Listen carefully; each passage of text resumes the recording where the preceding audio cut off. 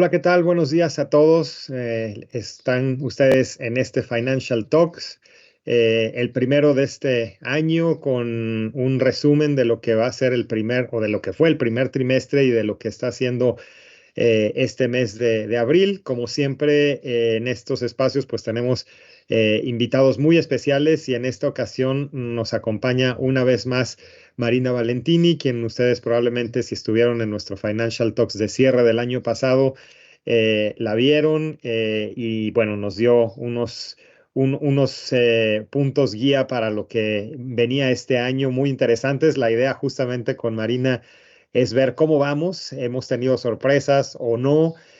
Marina, bueno, y para los que no la conozcan, lo presento. Marina Valentini es vicepresidente del área de estrategia de mercados globales de JP Morgan Asset Management, perdón. Así que bienvenida una vez más, Marina, con nosotros. Muchas gracias, Jaime. Gracias a todos por el tiempo, por la invitación. Un gusto estar acá. Me acuerdo cuando hablamos en diciembre, no nos esperábamos tan buenos resultados para el cierre, pero creo que la buena noticia es que el primer trimestre de este año también fue bastante bueno, ¿no? De acuerdo, así es. Y bueno, pues la dinámica que tenemos con Marina es vamos a tener unas láminas simplemente como soporte para algunos de los puntos que Marina nos va a estar comentando. Al final algunas preguntas, tanto de mi parte como obviamente de parte de ustedes. Si tienen, váyanlas escribiendo ahí en el chat y las iremos contestando conforme vayan llegando. Pero bueno, para entrar entonces, digamos, de lleno. Marina, si podemos entrar pues a lo que ha sido estos primeros 3 meses y estas primeras semanas del segundo trimestre. Voy a empezar a compartir estas láminas que nos compartiste tú a nosotros. Creo que ahí ya todo el mundo las está viendo, que son como un poco esos retornos anuales de un portafolio típico de 60% acciones, 40% renta fija.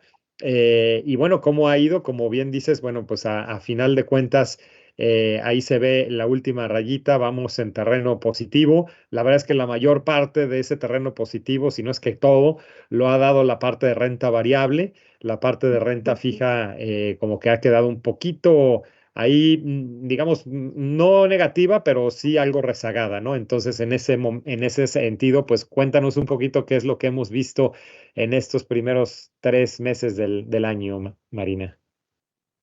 Claro, Jaime, y justo creo que queda claro, ¿no? Que aunque el primer año empezó muy bien, ¿no? Esta cartera 60-40 arriba 6%, mucho fue gracias a lo verde, que fueron las acciones, ¿no? Acá solo estamos mostrando Estados Unidos, entonces el S&P ahí que empezó el año hasta el cierre de marzo subiendo más o menos 11%. Pero no fue solo la S&P, ¿no? Vimos otras regiones por el mundo, Japón también alcanzando nuevos máximos históricos en algunos de sus índices, Japón arriba 11% también, Alemania, Francia también alcanzando puntos máximos. Entonces fue un gran primer trimestre para los activos de riesgo, ¿no? Pensando más en las acciones. Ya para la renta fija, ¿no? Como bien dices acá el índice Bloomberg US Aggregate, empezó el año con rendimientos negativos, 0.8% negativos, y eso fue porque el mercado se tuvo que ajustar muchísimo sus expectativas de recortes de tasas, ¿no? Al inicio del año, el mercado esperaba que la Fed cortara tasas 6 o en un momento 7 veces este año, y de a poco lo fue ajustando, ¿no? A cierre del trimestre esperaba 3 recortes y después de todo, la información nueva de inflación que recibimos ayer solo espera un poquito menos de 2 recortes este año. Entonces, un poco más de volatilidad en renta fija, pero claro, vamos a hablar de todo esto, pero para el lado de las acciones y para los mercados en general, quiero resaltar 3 cosas que aprendimos, ¿no? En este primer trimestre. Creo que fueron lecciones muy importantes.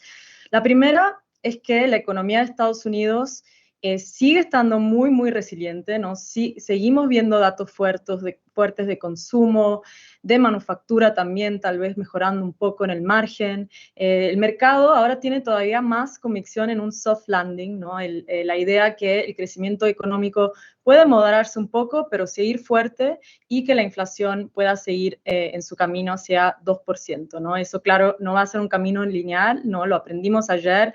Va a haber algunos meses de inflación que tal vez no vamos a ver ese avance que queríamos ver, pero la idea es que la economía de Estados Unidos sigue fuerte, no tuvimos que ver recesión para que inflación bajara, y eso fue una buena noticia, ¿no? Y los mercados principalmente de acciones, ¿no?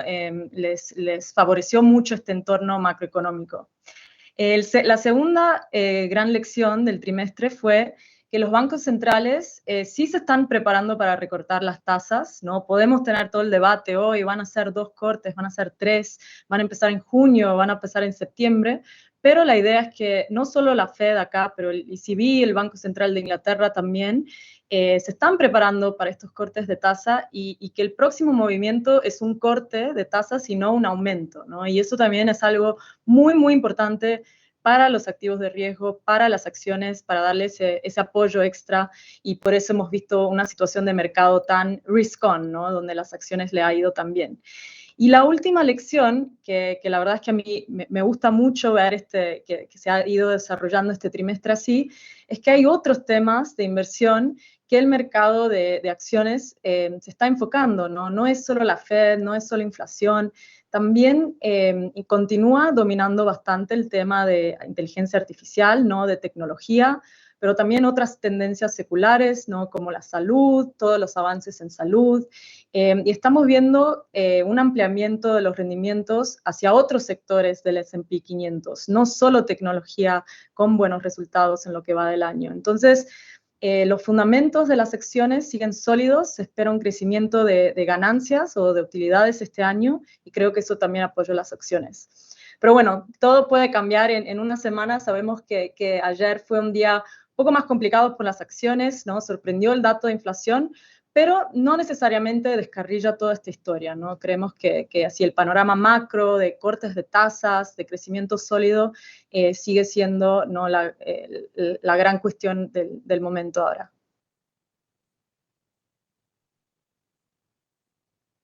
De acuerdo, Marina. Y bueno, pues un poco entrando en detalle de algunos de estos temas que nos comentas, perdón, acá veo que tienes justamente esta expectativa de temas de política monetaria, y a lo que ibas también de que efectivamente pues los recortes de tasa vienen. Claramente aquí el gran tema creo que del trimestre es en qué momento viene cada uno de ellos, y aterrizándolo también para México. De hecho, vimos ya un recorte de tasa en el mes de marzo. Pasamos de la tasa de referencia del 11.25 al 11.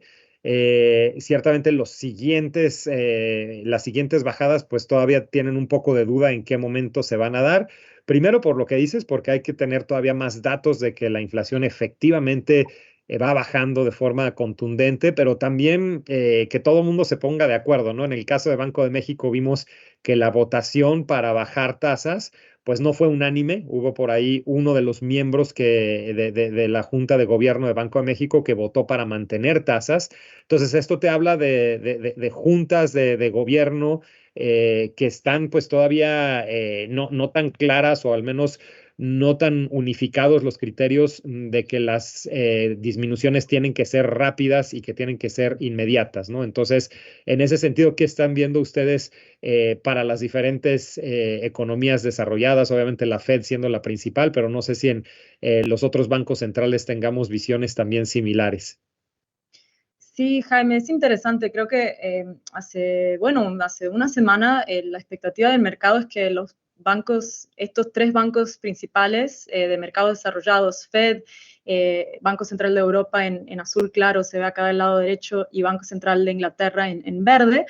El mercado pensaba que los 3 iban a iniciar al mismo tiempo en junio, ¿no? Ya se ha hecho mucho avance a la meta de inflación de 2% en todos los casos, ¿no? Pero ahora creo que el enfoque va a ser en los diferentes ritmos de inflación y cuánto puede llegar a bajar, qué rápido va a bajar la inflación en los próximos meses, trimestres, y eso realmente nos va a decir cuál va a empezar antes, ¿no? Y justo hoy tuvimos la reunión del Banco Central de Europa, mantuvieron las tasas en donde están, ¿no? En 4%, no hicieron cambios, pero ya nos dieron a entender en Europa que están un poco más convencidos que la inflación va a seguir bajando, tal vez acá falta que los salarios empiecen a bajar también en Europa, pero todo indica que en Europa sí están preparados o se están preparando para empezar en junio, ¿no? Entonces, cambiaron un poco las perspectivas de nuestro equipo también, ¿no? Que tal vez realmente sea el ECB el primer banco a empezar los recortes de tasas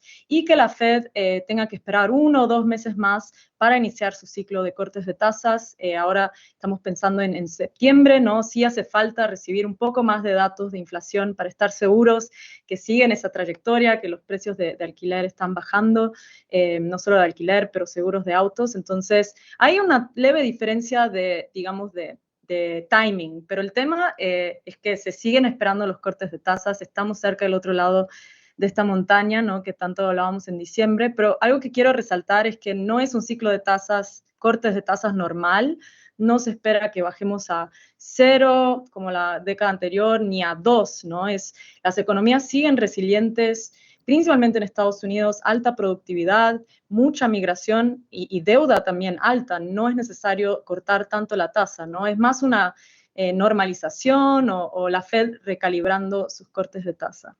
Y una última cosa también, si notaron acá, hay otro color que no mencioné, que es el azul oscuro, es Japón, y ellos también hicieron un movimiento muy importante este último trimestre. En marzo finalmente salieron de tasas negativas, el último banco central a cerrar con esta experiencia de tasas negativas. Claro, fue más un movimiento simbólico porque tampoco aumentaron muchísimo las tasas, ¿no? Las tasas referencias están entre 0 a 0.1%, pero es visto como algo bueno en general para la economía, volvió la inflación, hay crecimiento nominal positivo de vuelta, finalmente los bancos pueden cobrar interés sobre sus préstamos y como pueden ver va a ser un proceso muy gradual hacia ni van a llegar al 1% hasta fines de 2027, ¿no? Muy interesante. Y tal vez esto tiene que ver con inflación, solo para cerrar estos puntos más globales o macro en la próxima página. Podemos ver, ¿no? En esta foto de inflación global, cómo Japón va un poco en la dirección contraria ahora. Es el país que tiene una inflación roja todavía, ¿no? Si lo comparamos con la década anterior, volvió a inflación a Japón, mientras que los otros países, estos colores mucho más fríos, ahí pueden ver los números, ¿no? Falta esta última milla para llegar al 2% y justo es la más difícil, ¿no? Acá por eso los diferentes ritmos son muy importantes. Europa tal vez ya está un poco más avanzada que Estados Unidos, pero ahí vamos, ¿no? Estamos cumpliendo más cerca de cumplir con las metas de los bancos centrales. De acuerdo, creo que esta gráfica es interesante porque, bueno, claramente los colores rojos nos muestran momentos de inflaciones altas, los colores azules nos muestran momentos de inflaciones bajas. Creo que también algo interesante que sigue presente y lo hablábamos pues desde el año pasado es esta dicotomía que hay en Asia, principalmente en China, donde ahí las condiciones son completamente diferentes, ¿no? Mientras que, digamos que en todas las economías occidentales lo que se está tratando de hacer es frenar las economías para bajar la inflación. En China es todo lo contrario, ¿no? Y se está tratando de impulsar la economía, la inflación, la verdad es que se les ha caído de forma importante y eso es resultado al final también de una economía que está decreciendo de forma mucho más rápida de lo que esperaban las autoridades allá, ¿no? Entonces creo que acá ver el mapa completo de inflaciones creo que es interesante. México ahí se ve claramente en la parte baja cómo llegamos a ese pico de inflación por ahí el 2022 y luego claramente se ve cómo estamos ya pues en un tono más azul, más blanco azul, digamos, es decir, ya muy cerca de tener una neutralidad ahí en la inflación. Recordar que en el caso de México, si bien estamos pues en niveles cercanos al 4,5, 4,4, que ahí todavía aparece febrero, con lo que salió en marzo estamos más hacia el 4,5, pero bueno, en todo caso, Banco de México lo que quiere es ver inflaciones cercanas al 4 para estar ya completamente en línea de que las tasas tienen que bajar. tuvimos, como comento, esta primera bajada inicial, pero de aquí a seguir viendo bajadas, pues nos toca ver que ese color blanco se vuelva más un color azul, ¿no? Entonces creo que es una buena gráfica que nos da exposición a todo el mundo en temas de inflación. Sí, Jaime, justo me encanta esta gráfica y la próxima también, porque también es otra forma de ver la foto del mundo, que es por actividad, ¿no? Y es increíble ver cómo bajó inflación, ¿no? No solo Banco de México, en Brasil también los bancos centrales de la TAM empezaron antes, ¿no? Hicieron un excelente trabajo, mundo desarrollado también, pero no tuvimos una recesión global a pesar de las tasas tan elevadas, y creo que esa es una muy buena noticia, ¿no? Lo comenté al principio, y acá se ve. Acá mostramos la actividad económica medida por un índice que se llama PMI, ¿no? de los sector de servicios y de manufactura, los dos combinados. Si el cuadrado está en verde, quiere decir que este indicador está arriba de 50, la economía está creciendo. Si está más amarillo, rojo, está abajo de 50, la economía está en contracción o la actividad está decreciendo. Y claro, la foto que vemos es que todavía hay mucho verde acá, ¿no? Sorprendió otra vez la economía. Estados Unidos sigue con PMIs bastante fuertes, creció arriba del potencial, Estados Unidos arriba del 2.5% el año pasado. Japón también, ¿no? Creció 2% el año pasado. Ellos abrieron un poco más tarde de la pandemia, entonces hace sentido, tenían un impulso ahí extra, pero buenos resultados para Japón. Y bueno, tal vez la foto se ve un poco diferente para Europa, con unos colores más amarillos, rojos, ¿no? Sufrieron un poco más las tasas altas, mucha exposición al sector de manufactura, pero ahí también ellos tienen el efecto contrario, ¿no? Cuando empiecen a bajar las tasas en Europa, funciona al revés, a ellos también les ayudan mucho más los cortes de tasas, son más sensibles a eso. Entonces esperamos ver una mejora en Europa hacia la segunda mitad del año, ¿no? Un mercado de trabajo que sigue fuerte. Y, y bueno, China, por más que vemos ese color verde ahí, lo que importa con China son las expectativas, ¿no? Y el mercado quiere que China crezca más que 5%. El año pasado quería 6% crecimiento PIB, acabó siendo 5%. Este año creemos que otra vez va a ser alrededor de 5 el crecimiento. El gobierno hizo mucho estímulo. Creemos que sí lo van a lograr, pero no es suficiente para que los inversionistas o que el mercado se entusiasme con la tesis de China. Pero acá la foto sigue muy resiliente. Creo que la idea para el resto del año es que se desaceleren un poco estas economías desarrolladas, pensando en Estados Unidos y Japón, y que Europa tenga esta leve mejora, ¿no? Entonces, la foto en general, esperamos una desaceleración, pero no vemos una recesión este año, por lo menos, De acuerdo, global. sí. A tu punto, creo que y los mercados, digamos, accionarios en China, pues han estado muy de capa caída, muy complicados, justamente porque el mercado lo que quiere ver de China es algo como lo que aparece en India, ¿no? Un verde sólido, constante, y definitivamente, pues ellos no lo han podido hacer. El caso de México en esta gráfica no lo tienes, pero creo que iría muy de la mano con la línea de Estados Unidos. La verdad es que la correlación de crecimiento que tenemos nosotros con Estados Unidos es muy, muy alta. Entonces, casi que lo que vaya pasando en la línea de Estados Unidos es lo que pasa en la línea de México, ¿cierto? Exacto, justo no tenemos a México porque no publican México el PMI de servicios, pero sí, justo están muy correlacionadas las economías. De hecho, México se sigue esperando un crecimiento fuerte. Todos estos datos que están sorprendiendo a Estados Unidos seguro ayudan México en remesas, en actividad, seguro, de acuerdo. Muy bien, de acuerdo. Pues si podemos entrar a lo mejor a algo más de detalle, justamente hablando a que tenemos tanta correlación con Estados Unidos, a lo mejor entrar un poquito más a detalle en métricas y en expectativas de Estados Unidos. Acá veo que tu siguiente gráfica, pues tienes todo el tema de crecimiento, justamente de lo que estábamos hablando. Entonces, acá si quieres, desglósanos un poco lo que traes en esta tabla. Claro, acá vemos, ¿no? El crecimiento de los últimos 24 años en Estados Unidos.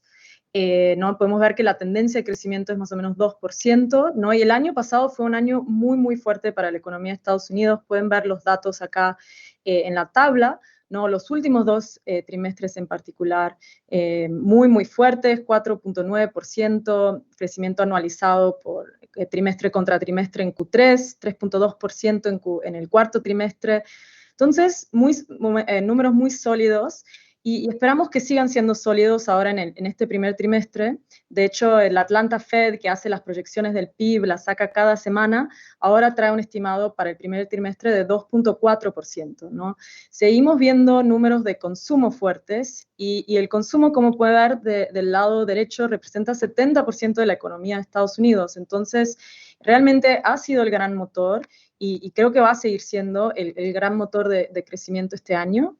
Y bueno, justo en la próxima página, unos datos más sobre el consumo.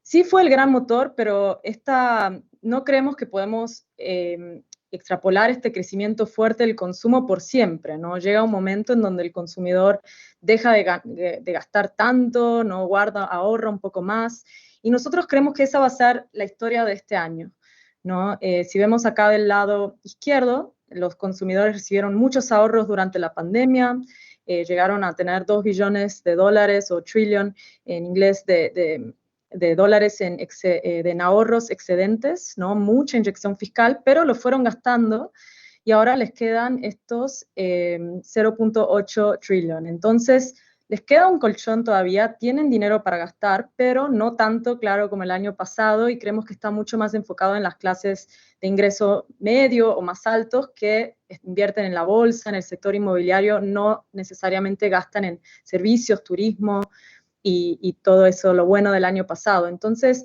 creemos que va a ser esperamos ver una moderación del consumo este año, principalmente porque ya vemos, ¿no? Y creo que de hecho lo comentamos la última vez, algunos señales iniciales que las tasas de default se están subiendo en los préstamos de auto, de tarjetas de crédito, como pueden ver acá del lado derecho abajo, un poquito, ¿no? Tal vez los consumidores están queriendo cuidar un poco más sus carteras, y algo que no nos preocupa, ¿no? Dejando eso claro, porque si miramos el gráfico arriba, la deuda como porcentaje de los ingresos sigue bastante estable y muy por debajo de la crisis anterior. Y entonces no es una historia de colapso del consumo, es más bien una moderación, ¿no? Y por eso creemos que este año el PIB de Estados Unidos va a crecer un poco más en línea con su tendencia, que es alrededor de 2%. ¿No? Entonces, eso sería la parte soft del soft landing.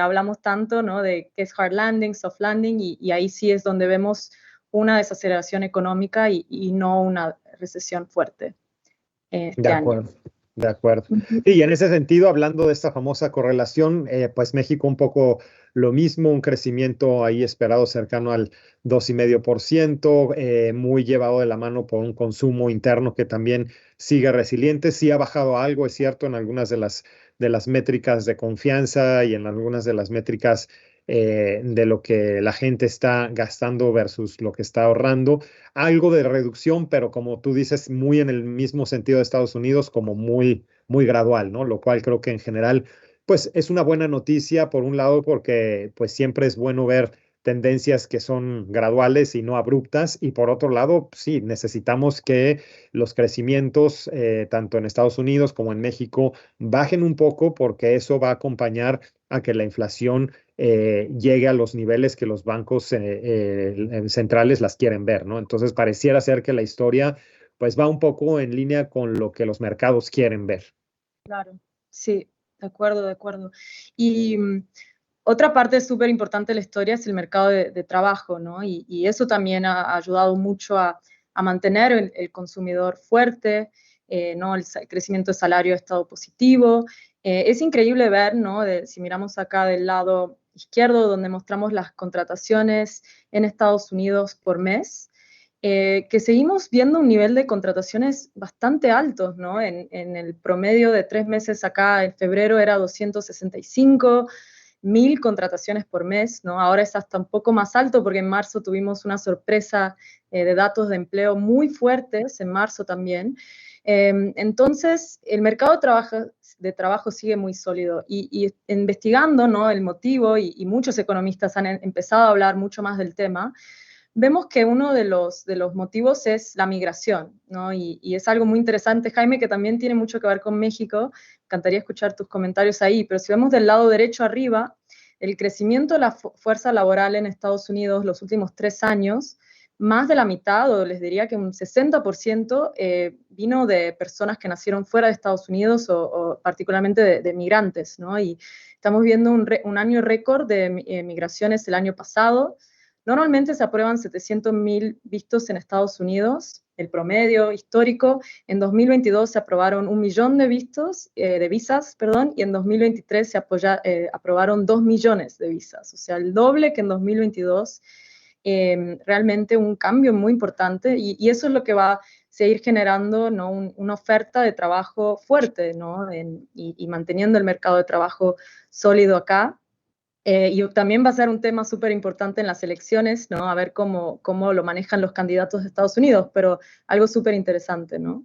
Sí, totalmente. Y creo que ese punto, pues como bien dices, tiene una liga directa con temas en México. Primero, obviamente, por el tema de remesas que comentabas, estas remesas que si bien también han caído un poquito versus niveles de meses anteriores, pues la verdad es que siguen muy cerca de récords históricos. Todos los meses los datos que obtenemos son datos muy altos. Empleo también aquí en México, al menos los datos de empleo formal también están bastante sólidos.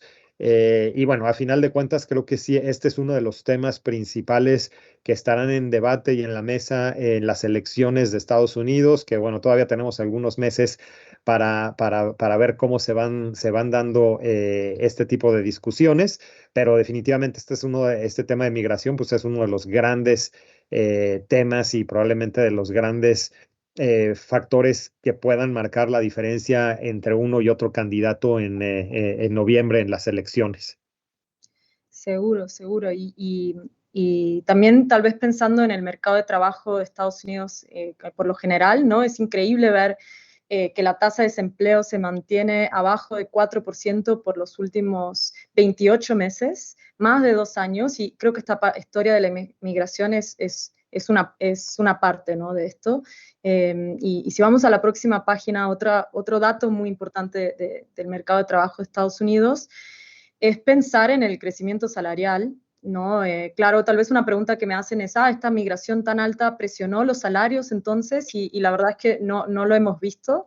Del lado izquierdo acá mostramos el desempleo de Estados Unidos en gris, como les decía, abajo de esa línea de 4% hace 28 meses, muy baja.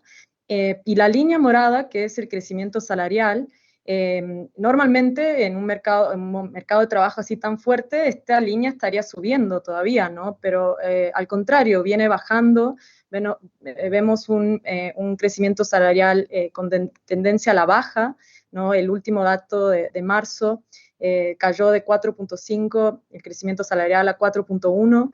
Entonces, no, estas preocupaciones del año pasado que la economía de Estados Unidos iba a tener grandes presiones por los salarios, no pasó, y eso de hecho es algo que ayudó mucho a la historia de inflación. Eso se ve del lado derecho, ¿no? Toda esa inflación que llegó a 9% en junio de 2022, todo el camino que recorrimos para llegar ahora a este número nuevo de 3.5, y bueno, ahora sí falta lo bueno, ¿no, Jaime? Para llegar al 2%, esos van a ser los meses más complicados, seguro. Pero si quieres, hablamos un poquito más de inflación de Estados Unidos. De acuerdo, sí, sí, sí. Como dices, esa última milla, pasar del 3,5 donde estamos hoy al 2, es dura, ¿no? Y de hecho, pues ayer tuvimos dato de inflación del mes de marzo y bueno, quedó un poquito arriba de lo esperado. Eso puso nervioso específicamente ayer al mercado, pero bueno, si quieres darnos unos comentarios por ahí de temas de inflación americana. Claro, sí, y acá mostramos del lado izquierdo la inflación de Estados Unidos por contribuidores, la inflación. El dato nuevo, ¿no? Es 3.5, agregamos acá una columna nueva, pero la foto del dato que salió ayer para marzo es muy parecida. Seguimos viendo que 2/3 partes de la inflación están siendo generadas por dos componentes. Uno son los alquileres en azul oscuro y los seguros de autos, que es lo que mostramos acá en rojo. Y creo bueno, ambos están retrasados, ¿no? Ambos son indicadores que se miden de cierta forma, que pueden estar retrasados. Pero empezando con la parte de alquileres, creo que ahí es especialmente doloroso ver lo despacio que han estado bajando los precios de alquileres en el índice CPI, ¿no? Porque si miramos a índices de alquileres reales en Estados Unidos, como la página Zillow de rentas de alquileres en Nueva York, en Miami, en San Francisco, las rentas han caído, ¿no? La inflación también en general ha bajado y esto debería verse reflejado de a pocos en este cálculo de alquileres, pero esto vamos a tener que tener paciencia, va a pasar a lo largo del año y no ha pasado tan rápido como el mercado esperaba o que nosotros esperábamos. Y el segundo componente son seguros de autos, ¿no? Eso también es una historia interesante. Creo que subieron los seguros de autos porque los precios de autos subieron en 2022, entonces, claro, las aseguradoras empiezan a reflejar esos precios de autos más grandes, pero los precios de autos ya bajaron, ¿no? Principalmente precios de autos usados a lo largo de 2023. Entonces, de a poco estas premias de seguros de autos también deberían normalizarse. Y bueno, es así, esta historia de inflación es 2 pasos para adelante, 1 paso para atrás, ¿no? Y poco a poco vamos a llegar a ese 2%. Nosotros seguimos creyendo que es más hacia fines de año que lo vamos a lograr, pero creo que la Fed está muy consciente, ¿no? de los riesgos, tal vez ciertos riesgos de precios de energía, que suban un poco, el precio de petróleo subió, ya lo vimos reflejados este último mes, pero también creo que la Fed está consciente que son pocos componentes los que están causando tanta inflación y tampoco quieren causar una recesión por esto, ¿no? Entonces, yo creo que a pesar del dato de ayer, no necesariamente descarrilla la historia de cortes este año. Creemos que sí van a haber recortes, de hecho, si vamos a la próxima página, mostramos un poco más el tema de la Fed. Creemos que sí van a haber recortes, tal vez no van a ser, estamos entre 2 y 3 ahora.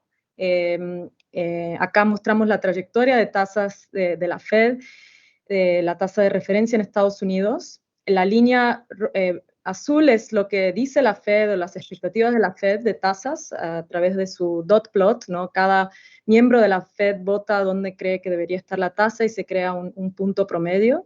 Y la línea verde es las expectativas del mercado. Y a esta lámina le agregamos esta parte gris clara para mostrar cómo se han movido las expectativas de mercado desde inicio de año. Y lo interesante, no llegué a actualizarla justo al cierre de ayer, pero si la actualizáramos, esta línea verde ya se movió mucho más arriba, ¿no? Ahora el mercado espera aún menos recortes, el mercado espera solo prácticamente 2 recortes este año. Entonces, sí, creo que ahora estamos en una situación donde desafortunadamente inflación sorprendió al alza 2 o 3 meses seguidos. Parece que es una economía muy sólida que no requiere tantos recortes, entonces en un escenario de 2 recortes para nosotros este año hace sentido, tal vez pensando en septiembre y diciembre, un poco lo que está priceando el mercado ahora.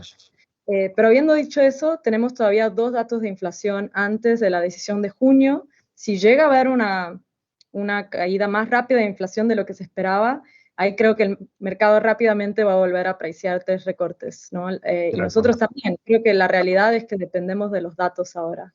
Totalmente, sí, y haciendo un poco el símil con México, creo que es muy parecido. En el caso de México, la expectativa es que sean 4 recortes más para terminar de 25 puntos base, para terminar el año cercanos al 10%. Hay algunos que lo ven inclusive potencialmente llegando al 9,75, pero como bien dices, dependemos de los datos de inflación. Eso es prácticamente todos los meses el día de inflación.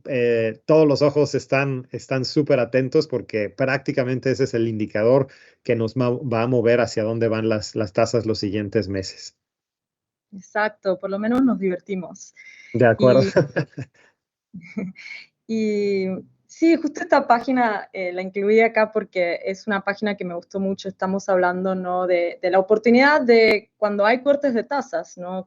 Cortes de tasas normalmente simbolizan o crean un entorno favorable tanto como para rentar y que perdamos, ¿no?, de vista, tal vez para un inversionista de largo plazo, lo más importante acá tampoco va a ser junio, va a ser septiembre, es más bien dónde van a estar las tasas en un año, hacia dónde vamos, y ahí sí es donde sí esperamos estar en un momento de tasas más bajas donde estamos ahora.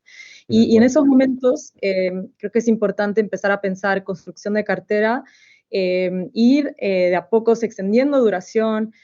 Hay mucho dinero en Estados Unidos y tú me cuentas, Jaime, al rato, sí en México también, pero hay mucho dinero en fondos de liquidez, ¿no? En Estados Unidos, 6.4 trillones de dólares, billones de dólares en fondos de liquidez, mucho en certificado de depósitos y creo que hay que acordarse del riesgo de reinversión y aprovechar estos momentos para ir construyendo la cartera. Y acá lo que hacemos es sacamos del lado de la línea hacia la izquierda, sacamos los últimos 6 ciclos de alzas de tasas en Estados Unidos.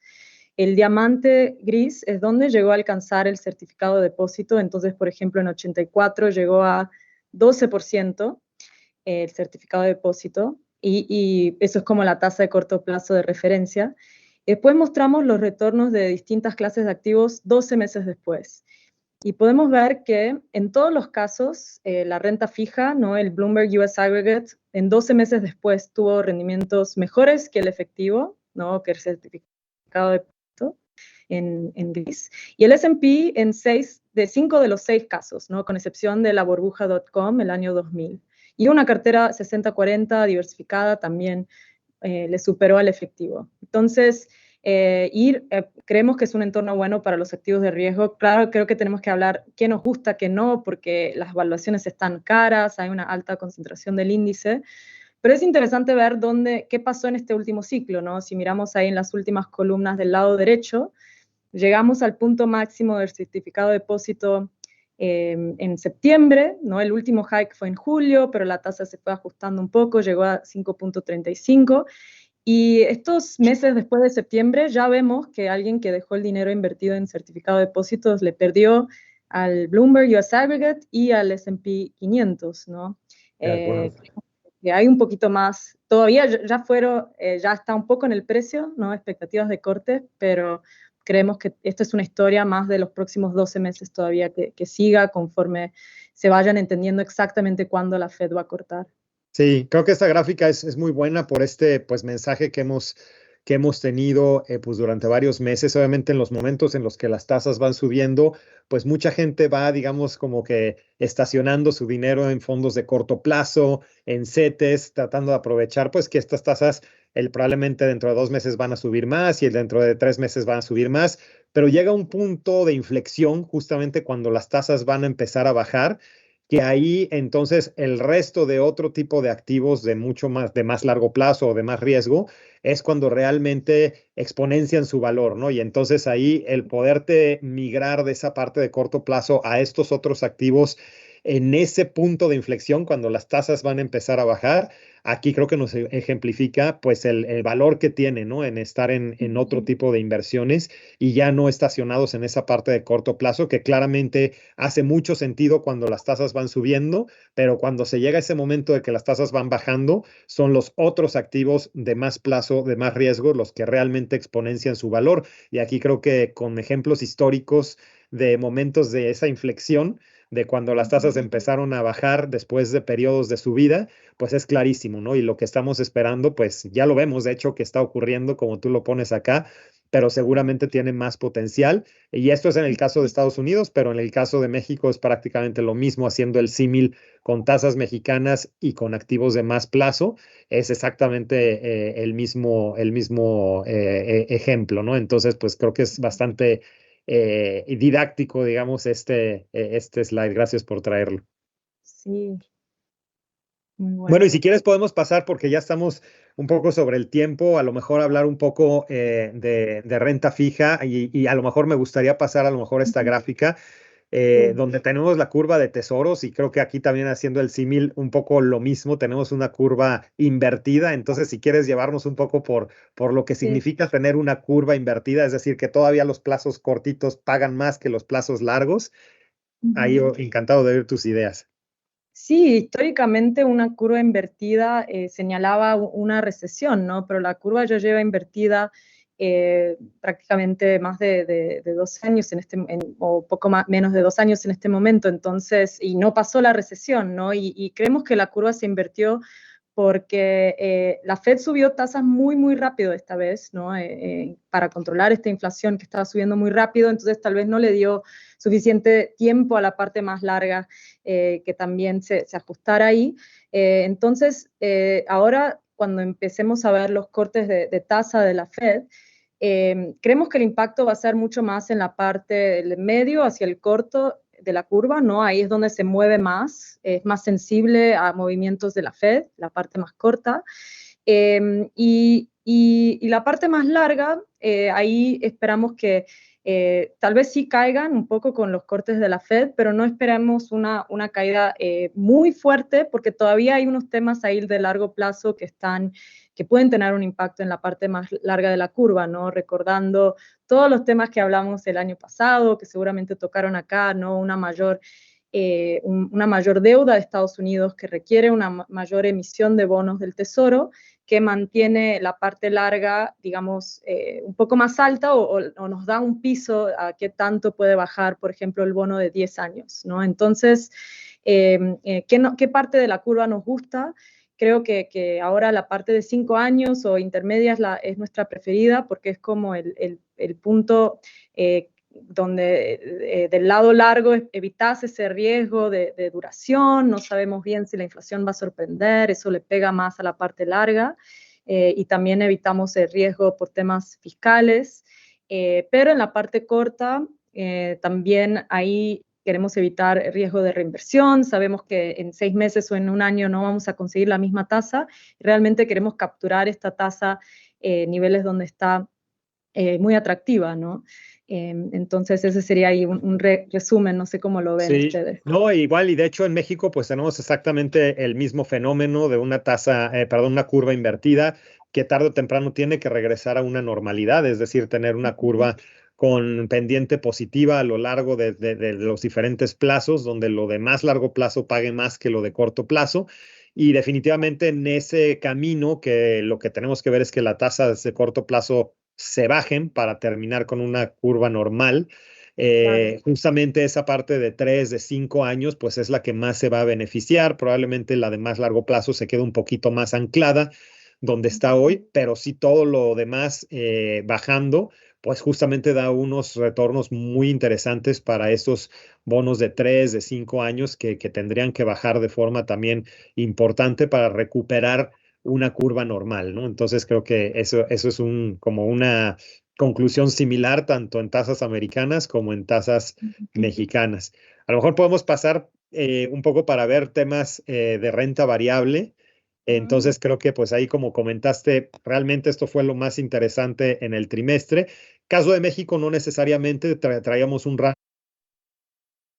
y este año, pues más bien la bolsa mexicana ha estado flat, ni nos ha dado ni nos ha quitado, pero bueno, creo que tiene potencial también para poder dar algo similar a lo que otros mercados han dado. Entonces, si quieres comentarnos qué es lo que ha pasado en renta variable internacional.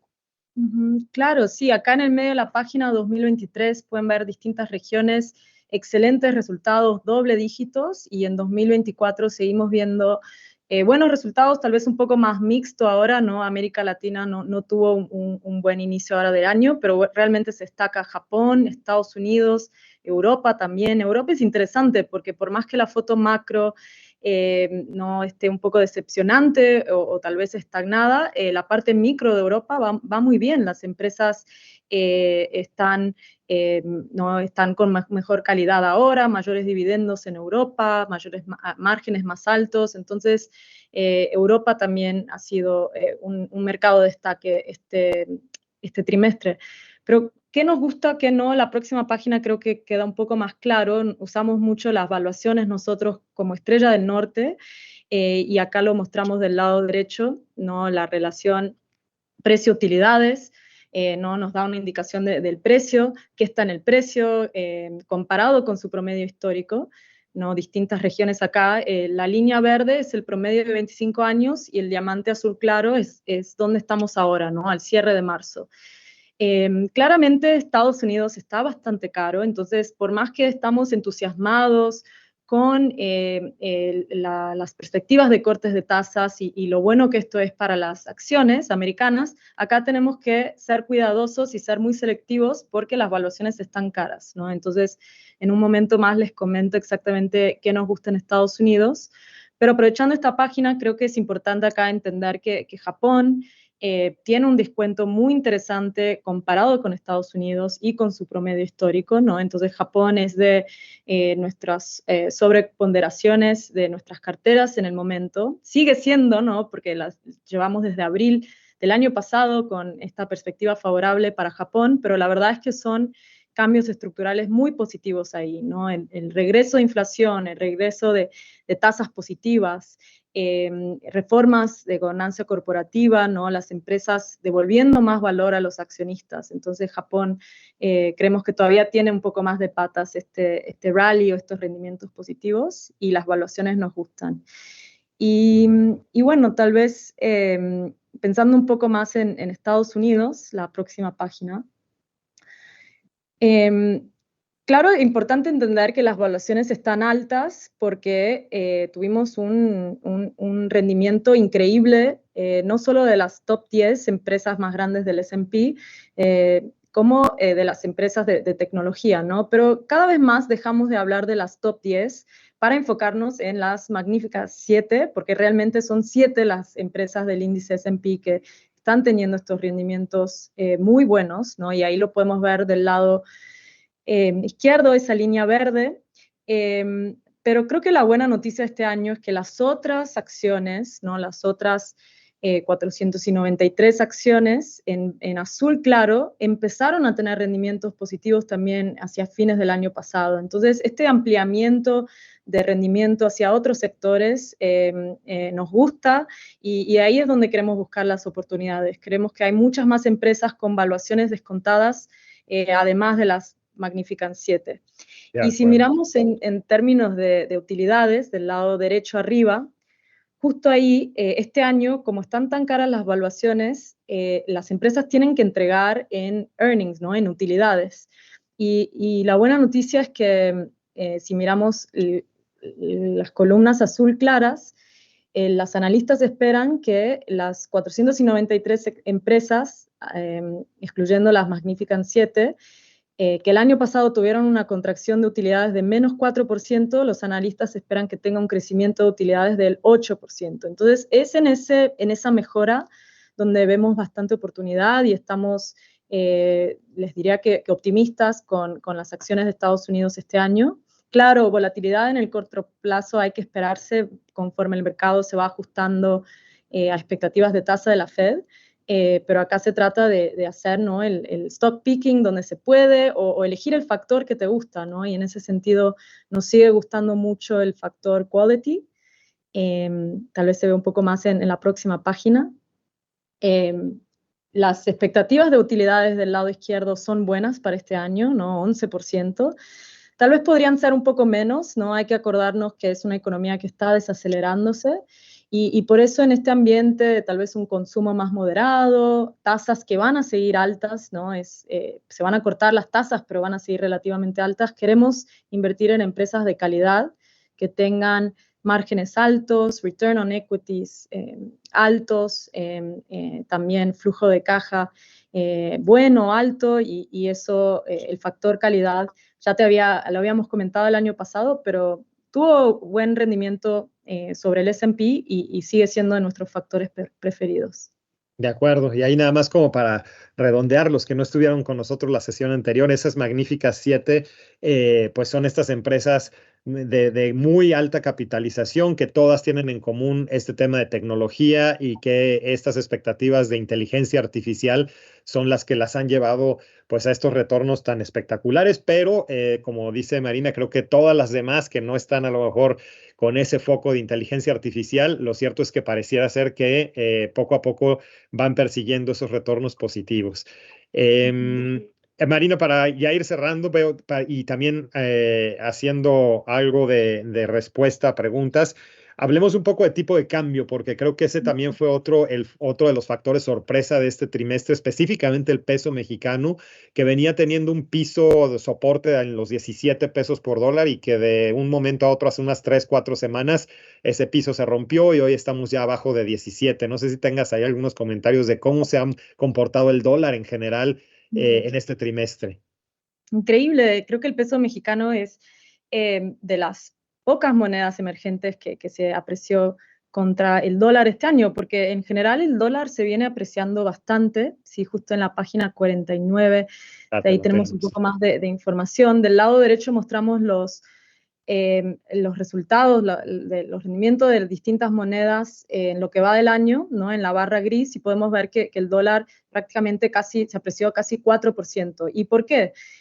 Pues es esta idea que la economía de Estados Unidos sigue muy fuerte, que la Fed tal vez no va a tener que cortar tasas este año 6 veces, pero que sean 2 o 3, ¿no? Y que esta expectativa que las tasas de Estados Unidos sigan altas por un poco más de tiempo, ¿no? Siguiendo atrayendo los flujos hacia Estados Unidos, hacia el dólar, por eso se mantiene fuerte. Y también, claro, ahí el Japón, la moneda de Japón tuvo un gran rol en esto, ¿no? El yen se depreció mucho después del aumento de tasas del Banco Central de Japón, porque en realidad el mercado lo tomó como algo simbólico, se esperaba más, quiere saber qué va a hacer después, y se dio cuenta que el diferencial de tasas entre Japón y Estados Unidos en realidad no cambió mucho, ¿no? Entonces el dólar sigue siendo, digamos, la palabra que se usa mucho en inglés es exceptionalism, ¿no? Esta idea que Estados Unidos está en una situación de crecimiento mejor que el resto del mundo, y por los siguientes trimestres a nivel global creo que puede seguir esta dinámica, porque como les comenté, el Banco Central de Europa, de Inglaterra, parece que van a cortar tasas antes, ¿no? De la Fed. Pero Creo que México es, es otra historia, ¿no? sí, de acuerdo. Creo que esta gráfica es buenísima porque nos demuestra cómo el dólar pues se ha fortalecido contra todas las monedas y ahí vemos la depreciación de todas las monedas de los diferentes países y la única que se ha apreciado contra el dólar es México, ¿no? Entonces, pareciera ser que si vamos con pesos mexicanos a cualquier parte del mundo nos sentiríamos muy ricos porque definitivamente ha sido una moneda que no solamente, obviamente, se ha apreciado contra el dólar, pero dado que todas las demás se han debilitado contra el dólar, pues realmente es una moneda sumamente fuerte prácticamente en todo el mundo, ¿no? Y creo que esto me lleva a la siguiente pregunta. Si el tema de elecciones en México, que ya estamos a un par de meses, digamos, para que esto se dé, pues va a tener impactos ya sea en tipo de cambio, en inflación, en PIB, etcétera. Yo, desde mi punto de vista, y ahí también si quieres complementar, yo creo que hoy en día está muy descontado un tema de continuidad en las elecciones, es decir, bueno, que vamos a tener la candidata que ganaría sería pues la candidata del actual partido y con eso pues una especie de continuidad que por lo mismo haría que no necesariamente tuviéramos cambios en expectativas de ninguno ni